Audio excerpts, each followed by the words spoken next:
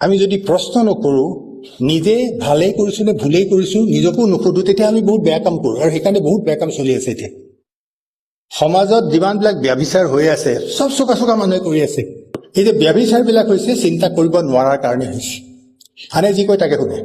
আমি যদি সভ্যতাৰ যিটো গতি সেইটো অব্যাহত ৰাখিব খুজিছো, তেতিয়া এই আহি থকা প্ৰজন্মক আমি কেৱল জ্ঞান মানে কি, ইলিয়টে কৈছিলে where is life lost in living, where is wisdom lost in knowledge, where is knowledge lost in information, exactly এইবোৰ চলি আছে এতিয়া।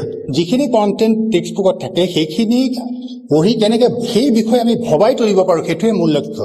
সৰ্বপল্লী ৰাধাকৃষ্ণনে ভাৰতৰ প্ৰথমখন শিক্ষানীতি যেতিয়া তেখেত চেয়াৰমেন আছিলে, তেখেতে কৈ গৈছিলে যে universities are the organs of civilisation.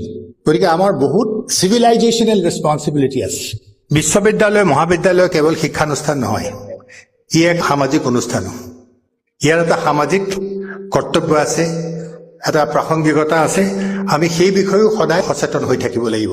Artificial intelligence অহাৰ লগে লগে বিশ্ববিদ্যালয়বিলাকে যদি মহাবিদ্যালয়বিলাকে যদি নতুন ধৰণৰ এটা ষ্ট্ৰেটেজি নলয় কেনেকৈ সেইবোৰ ভালকৈ ব্যৱহাৰ কৰিব লাগে, তেতিয়াহ'লে ছাত্ৰ ছাত্ৰী শিক্ষক শিক্ষয়িত্ৰীৰো যিটো নিজস্ব অৰিজিনেল চিন্তা কৰাৰ শক্তি নোহোৱা হৈ গৈছে।